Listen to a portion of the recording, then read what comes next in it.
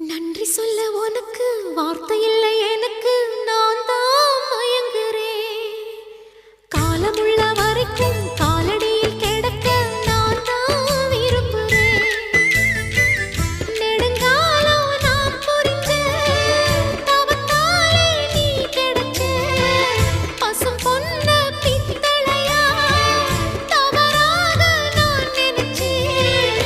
நேரில் வந்த ஆண்டவனே, ஊரறிய உனக்கு மாலையிட்ட பிறகு ஏம்மா சஞ்சலம்?